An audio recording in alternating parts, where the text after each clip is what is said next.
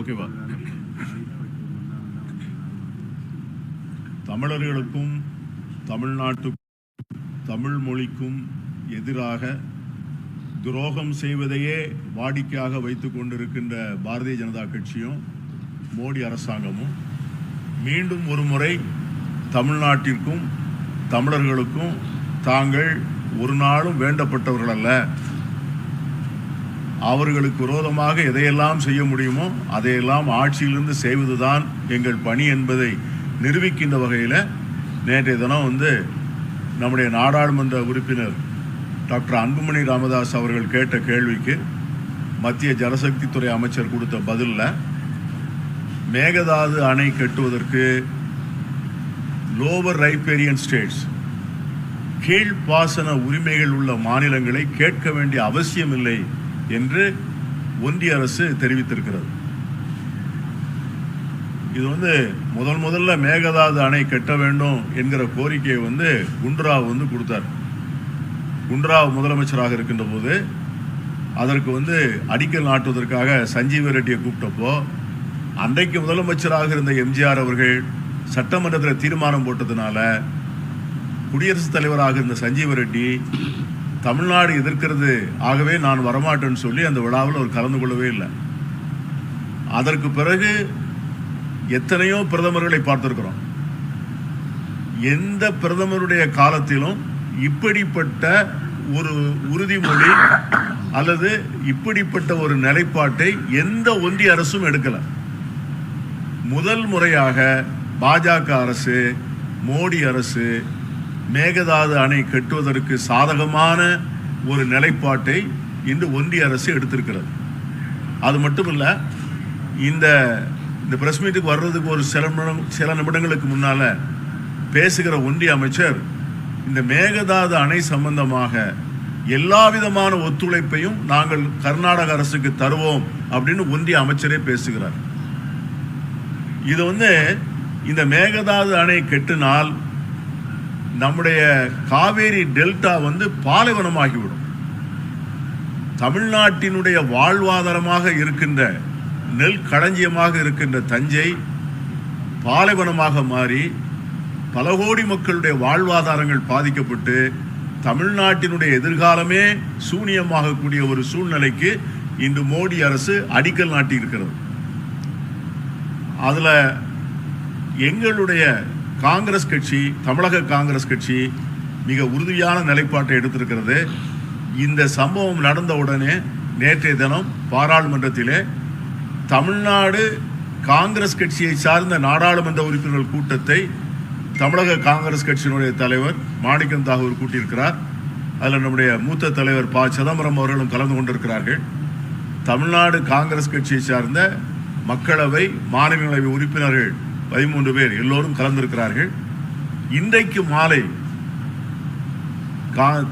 தமிழ்நாடு காங்கிரஸை சார்ந்த நாடாளுமன்ற உறுப்பினர்கள் இன்னைக்கு இந்திய கம்யூனிஸ்ட் கட்சி, மார்க்சிஸ்ட் கம்யூனிஸ்ட் கட்சி, மதிமுக, IUML, விடுதலை சிறுத்தைகள் இந்த கட்சிகளை சார்ந்த நாடாளுமன்ற உறுப்பினர்கள் 21 பேர் இன்று மாலையிலே கூடி பாராளுமன்றத்தில் என்ன செய்வது என்பதை பற்றிய நிலைப்பாட்டை எடுத்து அதற்கான அந்த ஒன்றிய அரசுக்கு எதிரான நடவடிக்கைகளை அவர்கள் திட்டமிட இருக்கிறார்.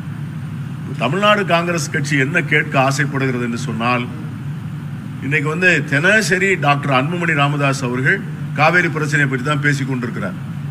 முதலமைச்சருக்கு தினசரி காலையிலேயே மாலையிலும் ஆலோசனைகளை வழங்கி கொண்டிருக்கிறார். போய் அங்கே காவேரி அந்த மேட்டூர் டேம் பக்கத்தில் இருந்து ரீல்ஸ்லாம் எடுக்கிறார், மகிழ்ச்சி. ஆனால் இன்னைக்கு அவர் இருக்கிற தேசிய ஜனநாயக முன்னணி கூட்டணியினுடைய அவர் ஒரு உறுப்பினர். அவர் என்ன செய்ய போறார்? அவர் பிரதமரிடம் இது தவறு என்று சுட்டி காட்ட போகிறாரா? சரி, இதே காவேரி நீர் பிரச்சனைக்கு தமிழக காங்கிரஸ் கட்சியினுடைய தலைவராக இருந்த திரு வாழப்பாடி ராமமூர்த்தி அவர்கள் அன்றைக்கு ஒன்றிய அமைச்சர் பதவியை ரிசைன் பண்ணார். காவேரி நலனை என்னால பாதுகாக்க முடியல, அந்த அமைச்சரவையில நான் இருக்க விருப்பம் இல்லை அப்படின்னு ராஜினாமா பண்ணார். அதை போல இப்படி நண்பர் முருகன் அவர்கள் இப்பொழுது அமைச்சராக இருக்கிறார், ஒன்றிய அமைச்சராக இருக்கார், அவர் ராஜினாமா பண்ணுவாரா? அந்த கேள்வியை தமிழ்நாடு காங்கிரஸ் கேட்க ஆசைப்படும். நயினார் நாகேந்திரன் என்ன சொல்ல போகிறார்? தேசிய ஜனநாயக கூட்டணியில் இருக்கிற மற்ற கட்சிகள் நம்முடைய டிடிவி தினகரன் உட்பட தினசரி நம்முடைய மாநில அரசையும் காங்கிரஸையும் தாக்கி பேசுவதையே வாடிக்கையாக வைத்துக் கொண்டிருக்கக்கூடியவர்கள் எந்த காங்கிரஸ் பிரதமர் இருக்கின்ற போதும் இதை போன்ற ஒரு நிலைப்பாட்டை எந்த பிரதமரும் எடுக்கல. ஆகவே இதை நாங்கள் வன்மையாக எதிர்கொள்கிறோம். தமிழர்களுக்கும் தமிழ்நாட்டிற்கும் தமிழ் மொழிக்கும் எதிராக இருக்கின்ற பாஜக மோடி அரசை தமிழக காங்கிரஸ் வன்மையாக எதிர்க்கும். இதற்காக எங்கள் நாடாளுமன்ற உறுப்பினர்கள் எல்லா விதமான முயற்சிகளை மேற்கொள்வார்கள்.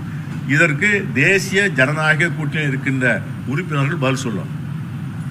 அதற்கு அடுத்து மனோன்மணியம் சுந்தரனார் பல்கலைக்கழகத்தில் பட்டமளிப்பு விழா நடந்திருக்கிறது. இந்த பட்டமளிப்பு விழாவில் தமிழ்தாய் வாழ்த்தை 3வது இடத்திற்கு கொண்டு போய் வைத்திருக்கிறார். இதில் என்ன கொடுமைன்னா, மனோன்மணியம் சுந்தரனார் தான் இந்த தமிழ்தாய் வாழ்த்தையே எழுதியவர். அவர் பேரில் இருக்கிற பல்கலைக்கழகத்தில் அவருக்கு இவ்வளவு பெரிய அவமானத்தை செய்வது பாஜக திட்டமிட்டு செய்கிறது. இதெல்லாம் இங்க யாருமே செய்யல. இதெல்லாம் மோடி அமித்ஷாவினுடைய டைரக்ஷன் இல்லாம எந்த கவர்னரும் செயலாற்ற முடியாது. கவர்னர் நிகழ்ச்சின்னு சொல்வதே தப்பு. கவர்னருக்கு தனிப்பட்ட நிகழ்ச்சியே கிடையாது. அது பல்கலைக்கழகத்தினுடைய விழா. பல்கலைக்கழகம் என்ன பல்கலைக்கழகம்? மனோன்மணியம் சுந்தரனார் பல்கலைக்கழகம். அதற்கு ஃபண்டிங் பண்றது யாரு? தமிழ்நாடு கவர்மெண்ட். இது எங்கே கவர்னர் ஃபங்க்ஷன் வருது? எல்லா ஃபங்க்ஷனையும் கவர்னர் கலந்து கொள்கிறார். கவர்னர் கலந்து கொள்வதால் கவர்னர் நிகழ்ச்சி ஆகாது.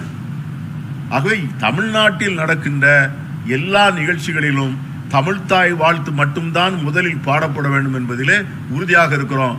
அந்த தமிழ்தாய்க்கு அவமானப்படுத்துவதையும் இழிவு செய்வதையுமே இந்த பாஜக கூட்டம் தொடர்ந்து செய்து வருகிறது. ஆகவே இதை வன்மையாக கண்டிக்கிறோம். என்னை சொல்லும் வேற என்ன சொல்லுங்க.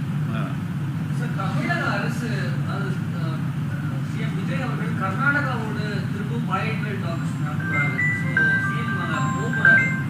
இது குறித்து நிலைப்பாடு என்ன? இல்லை, அதாவது நம்முடைய முதலமைச்சர் அண்டை மாநிலத்தின் முதலமைச்சரை சந்திப்பது தவறுன்னு சொல்லவே முடியாது. ஏன்னா இன்னைக்கு நாளைக்கு பல்வேறு விஷயங்கள் வரலாம். அவர் சந்திப்பதனால் நம்முடைய நிலைப்பாட்டை விட்டு கொடுத்துருவாருங்கிறதெல்லாம் யூகம்லாம் ரொம்ப தவறு. இன்றைக்கு நம்முடைய உரிமைகளை நம்முடைய முதலமைச்சர் எந்த இடத்திலும் விட்டுக் கொடுக்க மாட்டார். அந்த உரிமைகளை நிலைநாட்டுவதற்காக அந்த சந்திப்பை பயன்படுத்துவதற்கான வாய்ப்பு இருக்கிறதா என்று பார்ப்பார். நாளைக்கு அதை தொடர்ந்து பல சம்பவங்கள் நடக்குன்னு வச்சுங்க. அன்றைக்கு அந்த முதலமைச்சர்கிட்ட நம்ம கர்நாடக முதலமைச்சர் பேச வேண்டியிருக்கும் இல்லையா? போக்குவரத்து இருக்கு, வியாபாரம் இருக்கு, தொடர்புகள் இருக்கு. நம்முடைய தமிழ்நாட்டை சேர்ந்தவர்களுக்கு அங்கே நிலங்கள் இருக்கிறது, விவசாயம் இருக்கிறது, அங்கே இருக்கிறவங்களுக்கு இங்கே வியாபாரம் இருக்கிறது. ஆகவே 2 முதலமைச்சர்களும் பேசக்கூடாதுன்னு சொல்வது தவறல்ல. ஈரானும் அமெரிக்காவும் இன்னைக்கு பேசிக்கிட்டு தான் இருக்காங்க. அதனால நம்முடைய நிலைப்பாட்டை விட்டு கொடுத்து விடுவோங்கிறது அரசும் இல்லை. நிலைப்பாடு தான். அதில் there is no compromise.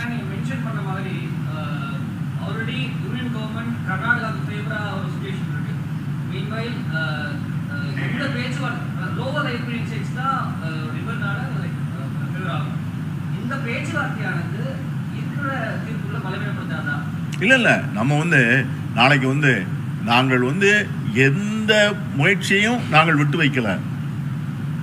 we are so genuine. அதை மீண்டும் போய் அவர்கிட்ட போய் எக்ஸ்பிளைன் பண்ணி எங்களுடைய உரிமைகளை பாதிக்குது, இதை செய்யாதீங்கன்னு கேட்கறதுக்காகவும் போலாம்ல. நீங்க இதை அரசியலாக்காதீங்க. ஆகவே ஆனால் எந்த பேச்சுவார்த்தையோ முதலமைச்சர் தமிழ்நாட்டினுடைய நிலைப்பாட்டை விட்டு கொடுக்க மாட்டார் என்பதில் நான் உறுதியாக இருக்கிறார். அது நாங்களும் அறிவோம். அதில் ஒன்றும் அதுக்கு அந்த பிரச்சனை இல்லை. அதில் ஆனால் சந்திக்கவே கூடாதுன்னு யாரும் சொல்லவே முடியாது. நாளைக்கு ஒரு அண்டை மாநிலத்து முதலமைச்சர் எப்போ வேணாலும் சந்திக்கலாம். இந்த ஒரு பிரச்சனை இல்லை, கர்நாடகாவுக்கும் தமிழ்நாட்டுக்கும் ஏகப்பட்ட பிரச்சனைகள் இருக்கு. ஆகவே இந்த 2 முதலமைச்சரும் பார்த்து பேசுவதே தவறு என்று சொல்வது அரசியலினுடைய அடிப்படையே புரியாதவர்கள் தான் அப்படி சொல்லுவாங்க.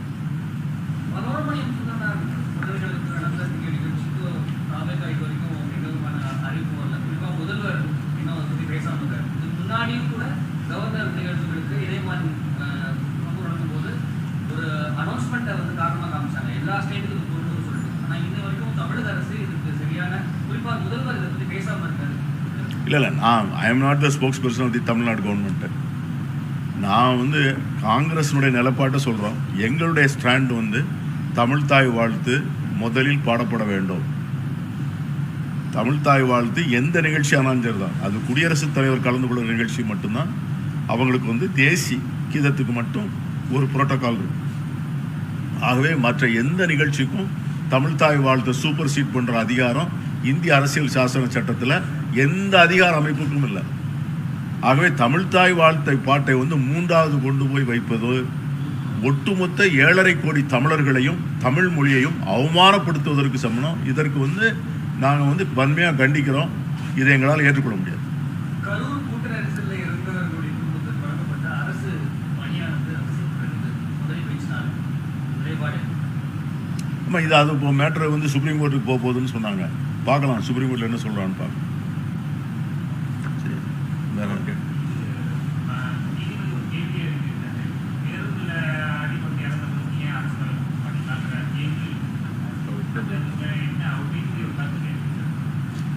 இப்போ நம்ம வந்து நீதிபதிகள் தெரிவிக்கிற கருத்து அதுக்காகத்தான் வந்து தமிழக அரசு அதெல்லாம் ஏற்றுக்கொள்ளணுங்கிறதுக்காகத்தான் உச்சநீதிமன்றம் போயிருக்குன்னு சொல்கிறாங்க. உச்சநீதிமன்றம் என்ன சொல்லுதோ அதான் ஃபைனல். அதை வெயிட் பண்ணுறதை தவிர, ஏன்னா பாதிக்கப்பட்டவர்களே சொல்லிட்டாங்க நாங்கள் வந்து உச்சநீதிமன்ற தீர்ப்புக்காக வேண்டி காத்திருக்கோம்னு சொல்லிட்டாங்க. அதனால will wait for the supreme court judgment. எப்படி பேச்சுவார்த்தை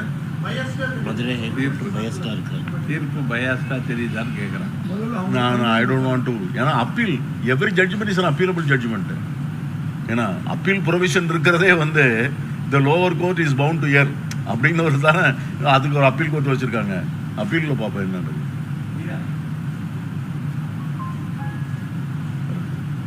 இது சொல்லிப்போம் அது மட்டும் சொல்லிவிடுவோம். இந்த 67 டிஎம்சி அதுக்குள்ளே விட்டுருங்க. அதாவது இதை வந்து ஒரே ஒரு பாயிண்ட், இந்த மேகதாது அணை கட்டுறதுனால நம்ம எப்படி பாதிக்கிறோம் அப்படின்னு சொன்னால், இந்த பில்லு குண்டுக்கு கீழே நமக்கு தண்ணி வர்றதுக்கு மேலே அந்த இடத்துல இருந்து இயற்கையாக பெய்கிற மழையில் நமக்கு வந்து 80 டிஎம்சி தண்ணி வரணும். அதாவது நமக்கு மொத்தம் வந்து 177.25 டிஎம்சி தண்ணி தமிழ்நாட்டுக்கு வரணும். அதுதான் வந்து ட்ரிபியூனலினுடைய ஆர்டர். அதில் வந்து கபினியிலிருந்து 60 டிஎம்சி, கிருஷ்ணராஜசாகர்லேருந்து 52 டிஎம்சி. அதற்கு பிறகு தடைப்படுத்த முடியாத தண்ணீர் 80 டிஎம்சி. அதாவது இயற்கையாக பெய்கிற மழையிலிருந்து பில்லுகுண்டுக்கு கீழே மேலேருந்து வர வேண்டிய தண்ணி. இப்போ இவங்க கட்டுற அணை எங்கே கட்டுறாங்கன்னா எக்ஸாக்டாக அந்த இடத்துல கட்டுறாங்க. 4 கிலோமீட்டர் மேலே நமக்கு 80 டிஎம்சி தண்ணி எங்கே வந்து வரணுமோ அந்த இடத்துல வந்து கட்டி 67.5 டிஎம்சி அங்கே தேக்குறாங்க. இந்த 67.5 டிஎம்சி தண்ணி அங்கே தேக்கினாங்கன்னா நமக்கு அந்த 80 டிஎம்சி தண்ணி வரவே வராது. ரெண்டாவது, இது வந்து ஒரு பெரிய எக்காலஜிக்கல் ஹசார்ட், அதாவது சுற்றுச்சூழல் வன பாதுகாப்புக்கு பெரிய 5000 ஏக்கர் அவ்வளோ பிரைம் ஃபாரஸ்ட், வைல்டு லைஃப் பெரிய ஃபாரஸ்ட், அதை பூரா அழித்து அதில் தான் இந்த டேமை கட்டுறாங்க. இதுக்கு வந்து ஒன்றிய அரசு எப்படி இதை ஏற்றுக்கொள்ள போகுது? என்வைரன்மெண்டல் கிளியரன்ஸ் எப்படி கிடைக்க போகுது? இதுக்கு வந்து டீட்டெயில்டு ப்ராஜெக்ட் ரிப்போர்ட்டை ஒத்துக்கிட்டதே பெரிய தவறு. அதுவும் மோடி அரசுல தான் நடந்தது. ஆகவே இந்த மேகதாது அணை என்பது நம்முடைய வாழ்வாதாரத்தை முழுமையாக அளிப்பது. ஆகவே இதை வந்து ரொம்ப தெளிவாக சொல்லியிருக்கு. தமிழ்நாட்டினுடைய இந்த 177.25 டிஎம்சி தண்ணியை பாதிக்கக்கூடிய எந்த கட்டுமானத்தையும் கட்டக்கூடாதுன்னு தான் தீர்ப்பு இருக்கு. ஆகவே 80 டிஎம்சியில் போய் 67 டிஎம்சி எடுக்கிறாங்கன்னா நமக்கு வந்து 90 டிஎம்சி தண்ணி கூட வராது. ஆக இது ஒரு பெரிய அபாயம். அதனால் தமிழ்நாட்டில் இருக்கிற மக்கள் இதை பொறுத்து கொள்ள மாட்டார்கள். பாஜகவுக்கும் மோடி அரசுக்கும் மிக சரியான பாடத்தை கற்பிப்பார்கள். தகுந்த நடவடிக்கை எடுக்கும் தமிழக அரசு. நாங்கள்